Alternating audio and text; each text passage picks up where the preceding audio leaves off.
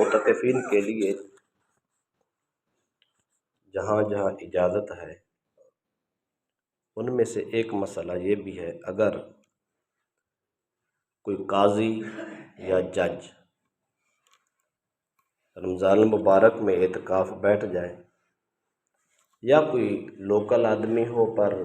فیصلہ کرنے کی صلاحیت رکھتا ہو، قابل آدمی ہو، انصاف پرست ہو، حق گو،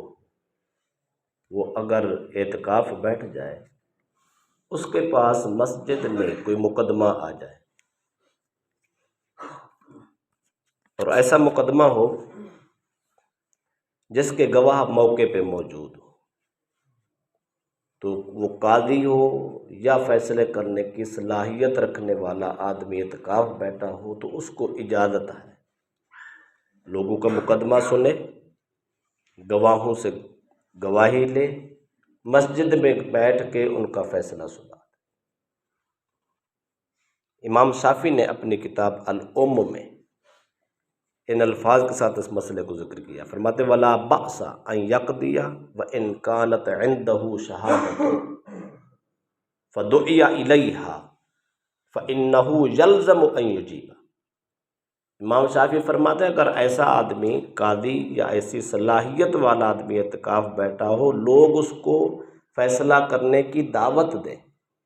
گواہ بھی موجود ہو، تو اس فیصلے کو کر کے دکھانا اور ان کو ان کا جواب دینا اس آدمی پر واجب اور لازم ہے۔ وہ یہ نہ کہے وہ میں تو اعتکاف بیٹھا ہوں۔ اگر تیری وجہ سے کسی کا جھگڑا ختم ہوتا ہے، کسی کا حق اس کو ملتا ہے، کسی کی مشکل حل ہوتی ہے، تو وہ کام کرنا واجب ہے، کر لے۔ اس کا مطلب ہوا وہ جو تصور ہمارے ذہن میں ہے کہ صرف تنہائی بیٹھنا ہے اور کوئی کسب نہیں کرنا، کوئی کام نہیں کرنا، وہ بھی ایک حق ہے، لیکن ضروریات زندگی، معاملات قوم، اس کو بھی دے، یہ لازمی حصہ ہے۔ ایک مسئلہ اور بھی ہے، امور نکاح میں معتکف کو اجازت ہوتی ہے۔ ہمارے ہاں آج نہیں بلکہ شروع سے ایسے ہے، یہ جو شادی بیاہ کے معاملات ہوتے ہیں یا موقع ہوتے ہیں، اس میں تو عام طور پہ گیدرنگ ہی ہوتی ہے، رش ہوتا ہے۔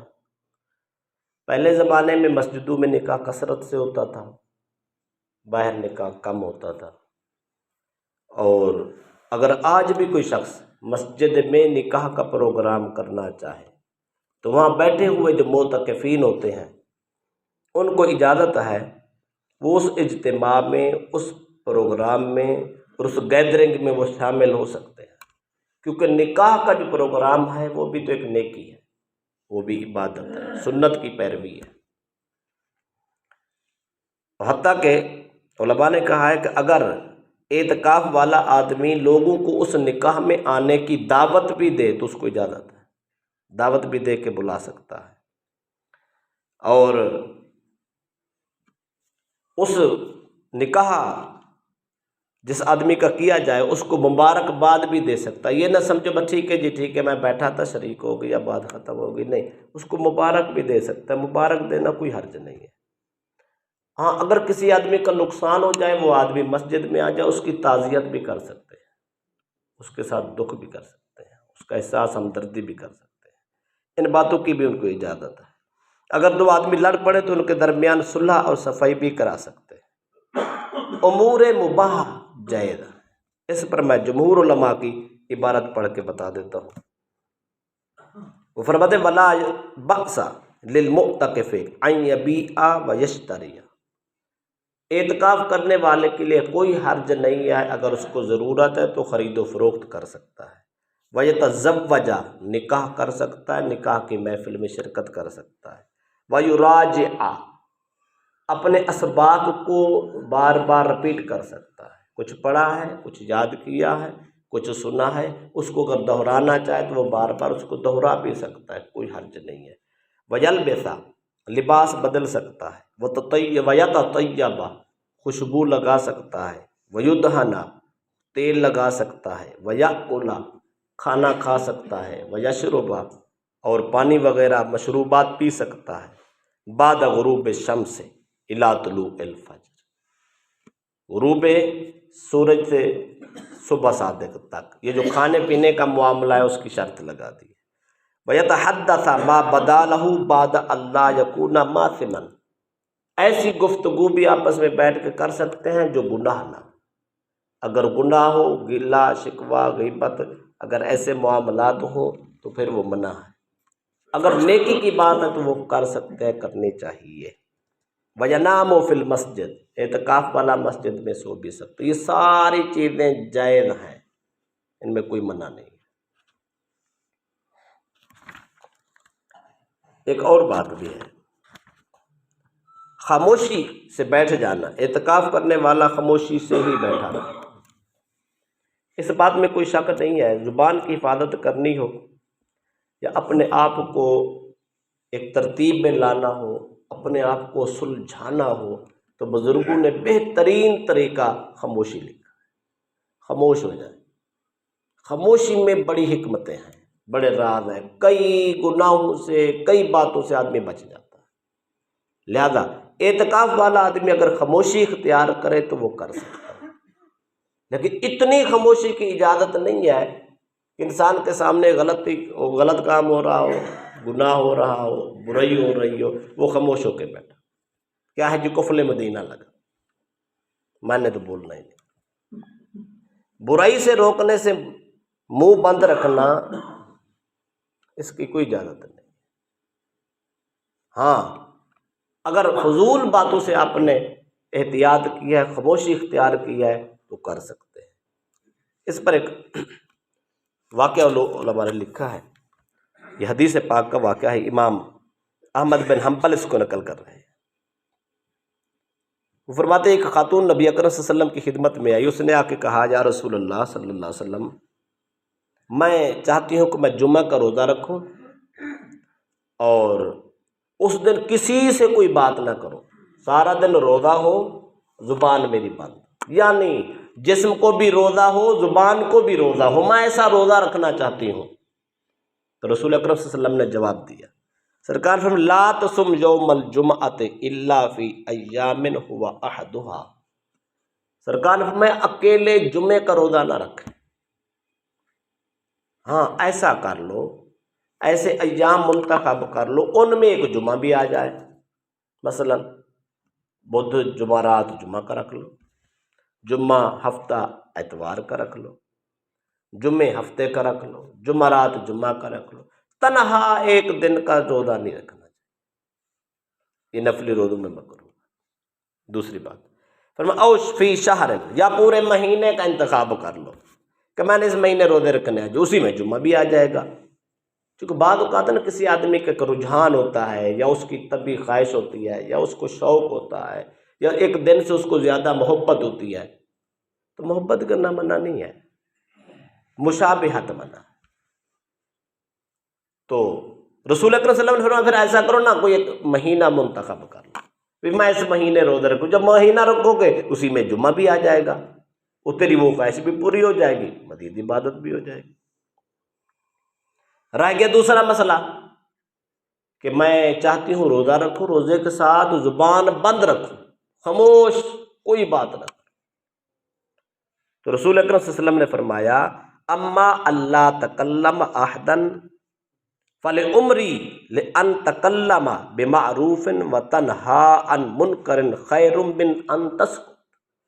رسول اکرم صلی اللہ علیہ وسلم نے فرمایا خاتون سے کہ یہ کہنا کہ میں سارا دن خاموش رہوں، کسی سے کوئی بات نہ کروں، نبی اکرم صلی اللہ علیہ وسلم فرماتے ایسا نہیں، بلکہ نیکی کا حکم دینا، برائی سے منع کرنا، نیکی کا حکم دیں گے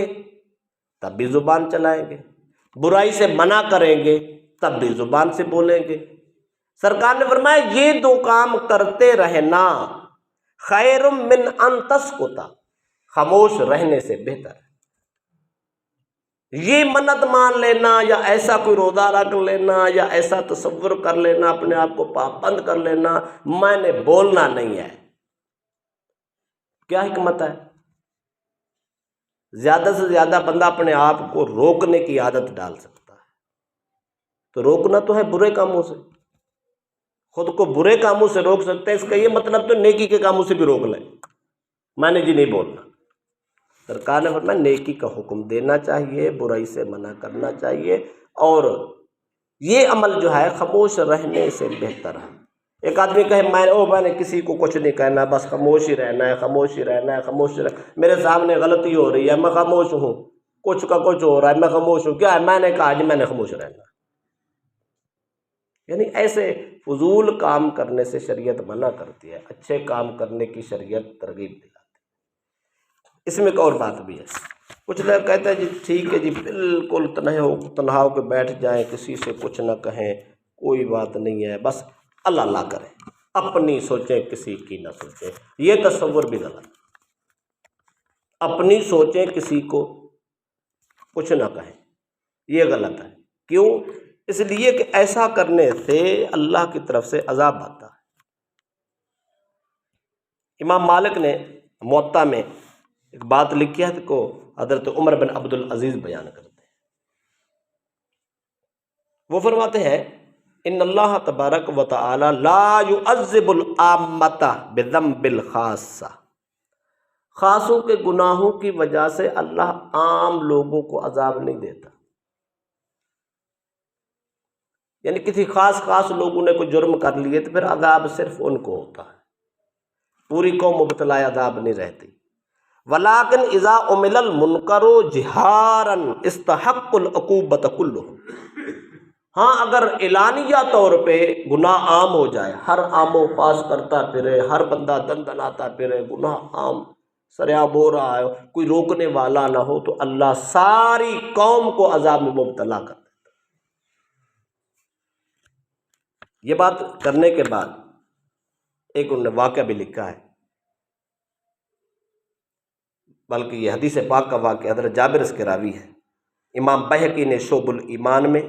امام طبرانی نے المعجم الاوسط میں اس کو نقل کیا ہے۔ حضرت جابر فرماتے رسول اکرم صلی اللہ علیہ وسلم نے فرمایا اللہ تعالیٰ نے جبریل کی طرف وحی کی، اللہ پاک نے فرمایا جبریل جا فلاں شہر اور فلاں بستی کو اٹھا کے الٹا کر۔